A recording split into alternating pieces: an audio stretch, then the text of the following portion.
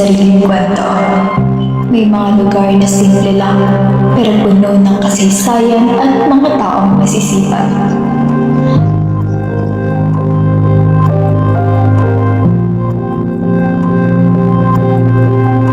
Isa na rito ang bayan ng Llanera sa Nueva Ecija.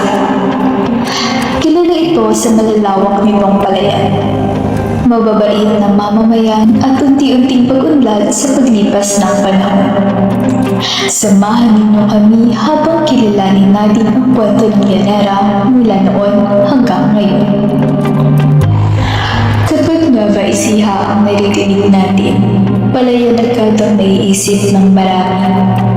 Pero alam niyo bang may isang bayan dito na may mahabang kasaysayan at maraming kwentong pwedeng ipagmalaki? Halina't samahan niyo kami sa paglalakbay sa bayan ng Llanera. Bago naging bayan ang Llanera, isa muna itong malawak na pastulan. Noong 1912, nagsimulang manirahan dito ang mga taong naghahanap ng lupang masasaka at lugar na maaari nilang tawaging tahanan.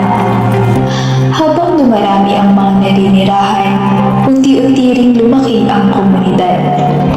Noong Hulyo 1, 1955, opisyal na naging bayan ang Llanera sa pamamagitan ng Republic Act No. 1221. Nabuo ito mula sa ilang bahagi ng San Jose, Talavera at Rizal. Ipinangalan ang bayan kay General Mariano Llanera, isa sa mga bayaring lumaban para sa kalayaan ng Nueva Ecija. Sa paglipas ng panahon, maraming nagbago sa Llanera, pero ang ugali ng mga tao rito ay nananatiling pareho. Lala ang mga Llanerano bilang malilinis, masisipag, matataga at masayahin. Makikita rin ang pagtutulungan ng mga tao sa iba't ibang gawain sa komunidad.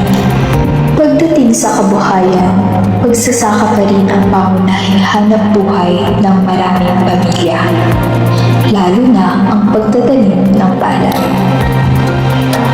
Mayroon din maliliit na negosyo, empleyado at iba pang trabaho na tumutulong sa pag-unlad ng bayan. Habang lumilipas ang panahon, mas marami ring proyektong naipatayo sa Llanera. Isa na rito ang Gawad Kalinga ng Periaja Village sa Barangay Bosque.